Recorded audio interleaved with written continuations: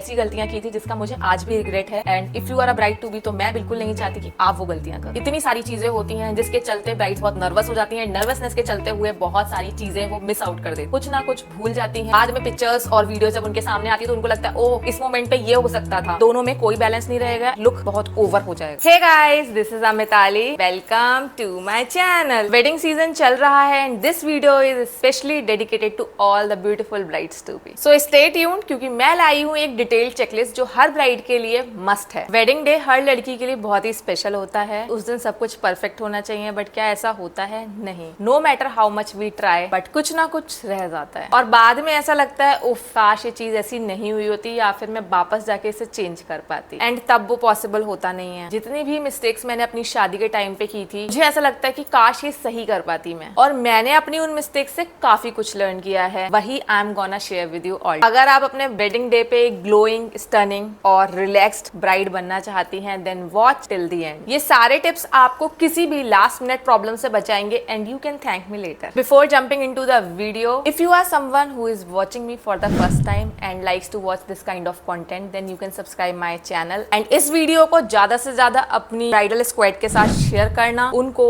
Definitely helpful रहेगी ये video. First thing, makeup artist should be near to your location. ये एक बहुत इंपॉर्टेंट फैक्टर है। Don't just go with the trend कि सब उनसे मेकअप करा रहे हैं तो मुझे भी उनसे मेकअप कराना है। इस वजह से आप किसी ऐसी मेकअप आर्टिस्ट को बुक कर लो जो आपकी लोकेशन से बहुत ज्यादा दूर है। मेकअप आर्टिस्ट का लोकेशन या तो आपके वेन्यू के नियर बाय हो, या फिर आप उनको अपने वेन्यू पे आने के लिए बुक करो, तो वो आपके पास टाइम से पहुंच पाएंगी एंड आपके साथ जो हबड़ दबड़ वाली चीजें होती हैं वो सब नहीं होंगी। रिमेंबर, वेडिंग डे पे टाइमिंग बहुत इंपॉर्टेंट रोल प्ले करता है। मैंने इसकी एक डिटेल्ड वीडियो अपने चैनल पे ऑलरेडी अपलोड की है। मेकअप आर्टिस्ट का सिलेक्शन कैसे करना है, क्या मिस्टेक्स हैं जो कि आपको अवॉइड करनी चाहिए, एंड कौन कौन से क्वेश्चंस हैं जो कि आपको मेकअप आर्टिस्ट से पूछने चाहिए, इससे रिलेटेड एक वीडियो मेरे चैनल पे है, तो आप जाके वो चेकआउट कर लेना। And apart from this, channel पे ऑलरेडी एक ब्राइडल सीरीज चल रही है, उसी सीरीज का पार्ट ये वाली वीडियो भी है। वो ब्राइडल सीरीज का लिंक मैं नीचे डिस्क्रिप्शन में लगा दूंगी, आप जाके चेक कर लेना। उसमें जितनी भी वीडियोस हैं वो सारी ब्राइड्स टू बी के लिए बहुत हेल्पफुल रहेंगी। तो next point is book your makeup artist at least 3-4 months prior to your wedding date. Otherwise dates और स्लॉट्स की अवेलेबिलिटी ना होने की वजह से आपको कॉम्प्रोमाइज करना पड़ सकता है। जैसे ही आपकी वेडिंग डेट फिक्स्ड हो जाए, फटाफट से वेडिंग लहंगा की शॉपिंग सबसे पहले करो, जो कि मैंने बिल्कुल नहीं किया था।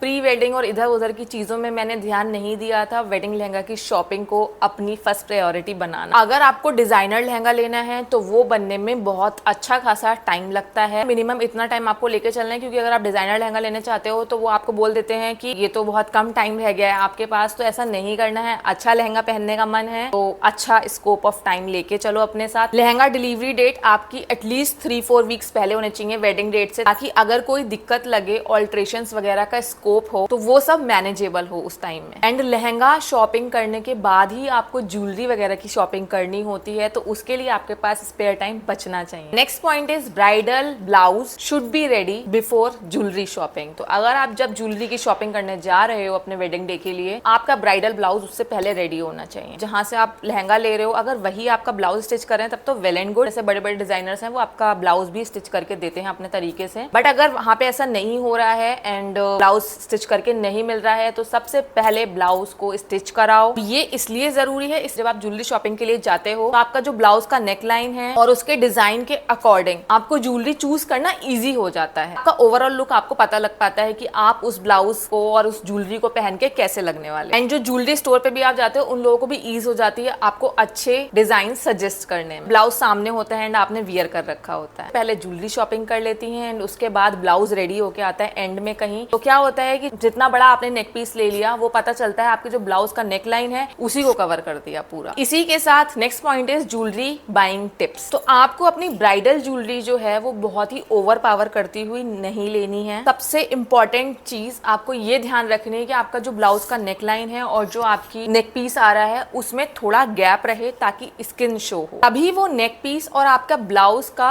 ग्रेस दोनों का अलग अलग आएगा। वरना अगर आपने इतना बड़ा नेक पीस ले लिया जो आपके एकदम ब्लाउज की नेक लाइन के ऊपर रखा हुआ है, ट्रस्ट मी बहुत बेकार लगता है देखने में। ऑल्सो वो चोकर के साथ लंबा वाला नेक पीस आता है, अगर आप वो भी लेने वाले हो तो अपने चोकर को थोड़ा सा लाइट रखना, बहुत हैवी चोकर मत रखना, वरना दोनों में कोई बैलेंस नहीं रहेगा एंड लुक बहुत ओवर हो जाएगा। अगर आप दोनों नहीं पहन रहे हो, सिर्फ एक पहन रहे हो, तो आप इसको अच्छा खासा हैवी रख सकते हो। वैसे तो आप ब्राइड हो आप चूज कर सकते हो अपने अकॉर्डिंग। मैं यहाँ पे बैठी हूँ आपको टिप्स देने की, क्या अच्छा लगेगा, चॉइस इज योर्स। एक मिस्टेक जो कि मैंने अपनी शादी में की थी एंड उसके लिए मुझे आज भी रिग्रेट है। हुआ क्या ना कि जब मेरी वेडिंग की पिक्चर्स आई मेरे सामने, सारी पिक्चर्स में जो मेरा लहंगा है उसमें फॉल जैसा जाना चाहिए वो प्रॉपर नहीं दिख रहा। ऐसा लग रहा है कि फ्लेयर काफी कम है लहंगे का। कैन मेरी मेकअप आर्टिस्ट के असिस्टेंट ने जब वो आपको पहनाते हैं सारी चीजें, तो उन्होंने ओपन तो की थी बट वो बार बार बैठ जा रही थी आई गेस उसी जगह पे। सबसे लास्ट में मैंने लहंगा पहना था एंड कैन ओपन किया गया, नीचे से फैलाया गया, बट उसके बाद ही मैं तुरंत वेन्यू आ गई थी कार में बैठ के, तो वो वहीं का वहीं कैन सिमट गया। लहंगा काफी फ्लैट दिख रहा था in spite of good flare and can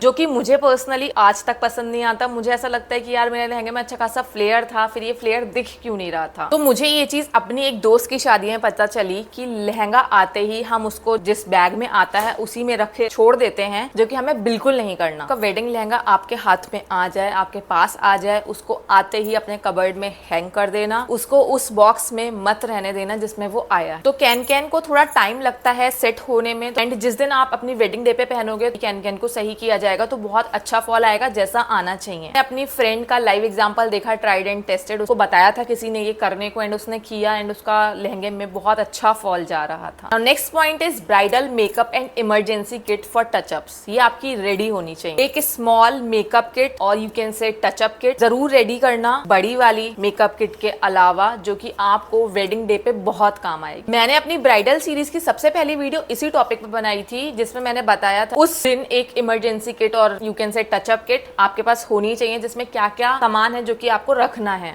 ये किट कितनी ज्यादा इंपॉर्टेंट है, मेरी शादी का एक वर्स्ट एक्सपीरियंस मैंने उस वीडियो में शेयर किया था कि मेरे साथ क्या हुआ था। अभी थोड़ा हल्के से बता देती हूँ बट मैंने उसमें बहुत डिटेल बताया। शादी थी अप्रैल मंथ में एंड मेरी जो बिंदी थी उसका ग्लू खराब हो गया था स्वेटिंग की वजह से, क्योंकि मुझे इस टी जोन पे बहुत ज्यादा स्वेटिंग आती है, तो मुझे स्वेट आना स्टार्ट हुआ था गर्मी की वजह से एंड जो ग्लू था वो उसका खराब हो गया था। एंड उसके बाद एकदम हवा मेरे फेस पे आई तो मेरी बिंदी उड़ के चली गई कहीं। उस किट में जो मैंने रेडी की थी उस टाइम पे, उस किट में बिंदी अवेलेबल नहीं थी एंड इवन किसी फैमिली मेंबर और फ्रेंड्स के पास ही बिंदी अवेलेबल नहीं थी। सबके पास कॉम्पैक्ट लिपस्टिक वगैरह थी लेकिन बिंदी कोई रख के नहीं लाया था। तो उस मोमेंट पे मेरी बिंदी उड़ गई थी एंड मेरा लुक पूरा खराब हो गया था। मैं एकदम स्टेज पे चढ़ी थी एंड उसी टाइम पे ये चीज हुई मेरे साथ, जिसकी वजह से मुझे काफी बुरा लगा कि यार ये क्या हो रहा है। काफी नर्वस हो गई थी क्योंकि यार ये नर्वस होने वाली बात ही है। ब्राइड हो तो एथनिक लुक जो होता है आपका बिंदी से बहुत, एक बिंदी आपके लुक को बढ़ा भी सकती है और खराब भी कर सकती है। तो बिंदी मेरी उड़ गई थी तो मुझे लग रहा था कि मेरा लुक खराब हो गया है एंड बिंदी तो यार एक मस्ट होती है, आप पूरा ब्राइडल लुक लेते हो, थी तो मुझे नहीं मिल रही थी कहीं से। तो मैं बहुत ही क्लूलेस थी कि अब क्या करूं। तभी किसी ने अपनी बिंदी उतार के मुझे दी लगाने के लिए, तो मैंने उनकी बिंदी लगाई एंड वो बिंदी बिल्कुल डिफरेंट थी जो मैंने लगवाई थी अपनी मेकअप आर्टिस्ट से, बट कुछ ना होने से बेटर था कि कुछ मुझे मिला। अगर मेरे पास उस किट में बिंदी अवेलेबल होती तो शायद ये चीज मेरी सॉर्ट हो जाती। तो basic items like compact lipstick, tissues, safety pins और बिंदी और एक परफ्यूम अपने साथ जरूर रखना उस किट में। तो मैंने बेसिक आइटम्स आपको बता दी, इसके अलावा लिस्ट में काफी ज्यादा आइटम्स हैं जो कि मैंने उस वीडियो में ऑलरेडी शेयर किए हैं, तो आप जाके वो वीडियो देख लेना, उसमें आपको पूरा डिटेल्ड लिस्ट मिलेगी कि क्या क्या आइटम्स है जो कि आपको उस किट में रखने चाहिए। Next is carry your bridal heels. जब आप लहंगा खरीदने जा रहे हो तो अपनी जो ब्राइडल हील है, वेडिंग डे पे आप हील पहनने वाले हो, उसको अपने साथ कैरी करना। अगर आपने नहीं खरीदी है तब भी आपके पास कोई सैंडल हो जिसका हील साइज उतना ही हो जो आपको अपनी वेडिंग डे पे पहनना है, तो आप वो सैंडल पहन के जाना। इससे आपके लहंगे की लेंथ परफेक्टली मेजर हो जाएगी एंड ऑल्ट्रेशंस का कोई स्कोप नहीं बचेगा। और ब्राइडल हील्स को पहले से पहन के देखना, चल के देखना, उसमें वॉक करके देखना बहुत जरूरी है क्योंकि कंफर्ट बहुत ज्यादा मैटर करता है। शू बाइट वगैरह वाले इशू बहुत ज्यादा होते हैं एंड ये छोटी छोटी चीजें ना बहुत बड़ा डिफरेंस क्रिएट कर देती हैं। Pack your complete wedding bag. Wedding bag जो मैं बता रही हूँ वो वाला बैग नहीं है जो आपका ब्राइडल ट्रूजर जो आपकी शादी में जाएगा आपके ससुराल, उस बैग की बात नहीं हो रही है, उस बैग की बात हो रही है जो आपको वेडिंग डे पे चाहिए। तो आपको अपनी शादी से एटलीस्ट एक वीक पहले ही वो बैग रेडी कर लेना जो आपको वेडिंग डे पे अपने मेकअप आर्टिस्ट के पास लेके जाना है। उसमें आपका आउटफिट होगा और मेकअप किट होगी, ज्वेलरी होगी, हील्स होगी एंड इमरजेंसी वाली जो टचअप किट है और अंडरगारमेंट्स हो जो कि आपको उस दिन वियर करने हैं। एंड वन मोर थिंग, वो बॉटम वियर जो आपको अपने लहंगे के अंदर पहनना है। तो ये सारे आइटम्स बहुत ध्यान से उस बैग में पैक कर लेना पहले से ही, ताकि लास्ट मिनट जो शादी के घर में कियोस चल रहा होता है कि सामने पड़ी हुई चीज भी दिखाई नहीं देती है, तो उस सब इशू से आप बच पाओ। इसीलिए ब्राइड को अपनी ये सब प्रिपरेशन पहले से ही करके रख देनी चाहिए। ऐसा ना हो घर में इतने सारे सामान में आप पता चल रहा है अपनी वेडिंग ज्वेलरी ही भूल गए, आप वहां पहुंच गए मेकअप आर्टिस्ट के पास, ना आपके पास ज्वेलरी है ना आपके पास हील्स है, मेकअप आर्टिस्ट आपका मेकअप कर रही है। तो ये सब चीजों से बचो, क्योंकि फिर आपको हेल्प करने के लिए आप किसी को बताओगे, इन सब चीजें बहुत ज्यादा टाइम खराब होता है। एंड ये जो मैं बता रही हूँ ना, ये बहुत सारी लड़कियों के साथ होता है। मैंने बहुत सारे एग्जाम्पल्स ऐसे देख रखे हैं कि लिस्ट इसलिए लेके आई हूँ मैं, बहुत सारी गलतियां ऐसी कर देते हो जो अवॉइडेबल होती हैं अगर आप अच्छे से प्रिपरेशन करो, एक अच्छे से लिस्ट बना। नेक्स्ट पॉइंट बहुत इंपॉर्टेंट है, बहुत important, avoid any experimental facial and treatment. शादी के आसपास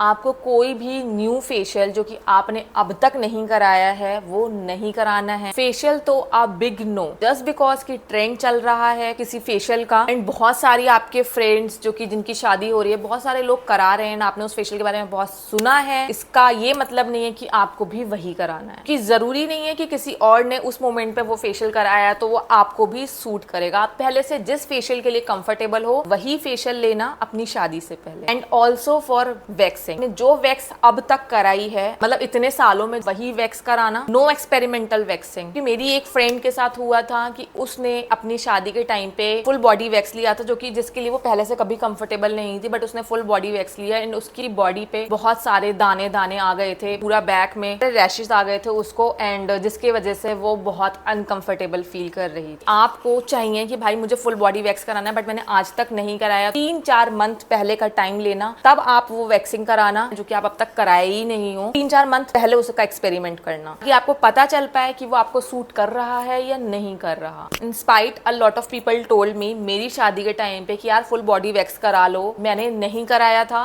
क्योंकि मेरे को उसका बिल्कुल आइडिया नहीं था, मैंने उससे पहले कभी नहीं कराया था फुल बॉडी वैक्स, एंड मुझे लगा भी नहीं था कि मैं फुल बॉडी वैक्स कराऊंगी। तो एंड मोमेंट पे सब मुझसे बोल रहे थे, जिस दिन मेरा पार्लर का सेशन बुक था कि हाँ फुल बॉडी वैक्स करा लो, तो तब मुझे लगा कि नहीं यार मैं ये एक्सपेरिमेंट इस टाइम पे बिल्कुल नहीं करूंगी। अब कोई 3-4 मंथ पहले ही मुझे समझा देता तो शायद मैं उसको ट्राई कर लेती। मेरा डिसीजन था कि मैं एंड मोमेंट पे तो नहीं कराऊंगी। The same thing goes with facial hair removal. अगर आपने आज से पहले कभी फेशियल हेयर रिमूव नहीं किए हैं तो अपनी शादी वाले दिन फेशियल हेयर बिल्कुल मत रिमूव करना, जस्ट बिकॉज किसी ने आपको बोल दिया कि हाँ फेशियल हेयर रिमूव करने से आपका मेकअप फ्लॉलेस लगेगा फीलिंग में, क्योंकि हर ब्राइड अच्छा दिखना चाहती है, तो उस वजह से कहीं आप फेशियल हेयर रिमूव उस दिन करो बैठ के, अगर कुछ भी इशू आता है आपके फेशियल हेयर रिमूव करने से तो वो एंड मोमेंट पे क्योर नहीं हो सकता। ये भी सेम थिंग है, मन है कि मैं यार मेरा मेकअप का बेस जो है वो फ्लॉलेस लगना चाहिए एंड मैंने ये सोचा है, तो भी आप 3-4 मंथ पहले ट्राई करो फेशियल हेयर रिमूव करके, जिस भी मेथड से आपको करना है वो आपको सूट कर रहा है या नहीं कर रहा, आपके फेस पे प्रॉब्लम रैशेस वगैरह नहीं हो रहे, क्योंकि फेस एक बहुत बड़ी यूएसपी होती है आपके वेडिंग डे की। कोई भी hair treatment like keratin, smoothening avoid करना है शादी के टाइम। मतलब इसके लिए तो अगर आप पहले से भी करा चुके हैं बहुत कंफर्टेबल हो केराटिन स्मूथनिंग के लिए, तब भी शादी के टाइम पे इसको बिल्कुल अवॉइड कर देना। जब आप ब्राइड होते हो तो आपके बहुत अलग अलग टाइप के हेयर स्टाइल्स ऑलरेडी बन रहे होते हैं, अलग टाइप के ब्रेड्स बनवाओगे या हेयर स्टाइल जो भी रखोगे बनवाओगे, उसमें आपने अगर स्मूथनिंग और ये सब केराटिन वगैरह करा रखा है तो उसमें भी प्रॉब्लम आती है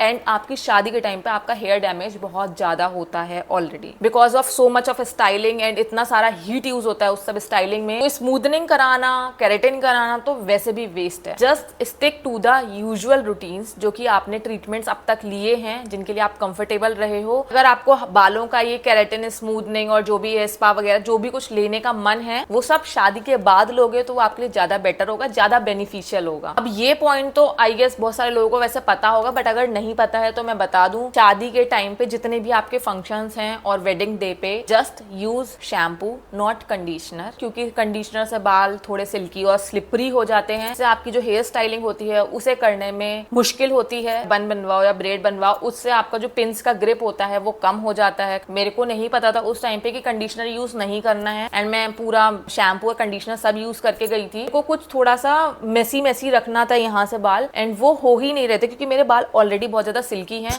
एंड कंडीशनर भी यूज कर लिया था मैंने तो वो और ज्यादा सिल्की हो गए थे। तो इसलिए मेरी हेयर स्टाइलिंग में थोड़ा प्रॉब्लम आ रहा था, उनको काफी कुछ इशू फेस करना पड़ा था। तो ये आपको अवॉइड करना है, कंडीशनर नहीं लगाना। और हाँ, एक लास्ट टिप, अपना फेवरेट परफ्यूम और एसेसरीज हैंडी रखना जो आपके लिए लकी हो। ये छोटी छोटी चीजें ना आपको बहुत स्पेशल फीलिंग देती हैं। हर ब्राइड चाहती है कि वो उस दिन अपने बेस्ट वर्जन में दिखाई दे। तो ये छोटी छोटी प्लानिंग और टिप्स करके आप एक बहुत बड़ा डिफरेंस क्रिएट कर सकते हो अपने वेडिंग डे के लिए। सो अगर आपको ये टिप्स हेल्पफुल लगी हो तो इस वीडियो को ज्यादा से ज्यादा लाइक करना एंड बहुत ज्यादा शेयर करना अपने ब्राइडल स्क्वाड के साथ। शादी सीजन चल रहा है, सबके लिए ये वीडियो बहुत हेल्पफुल होगी। कोई भी ब्राइड है आपके फ्रेंड्स, फैमिली मेंबर में, रिश्तेदार में, पड़ोसी में, आप जिसके लिए केयर करते हो उसके साथ ये वीडियो ज्यादा से ज्यादा शेयर करना एंड कमेंट करके जरूर बताना कि ये वीडियो आपको कैसी लगी। आपके कमेंट्स का वेट रहता है मुझे। And also if you are new to this channel and likes to watch this kind of content, then you can subscribe my channel. I'll be back with a new video soon. Till then, take care.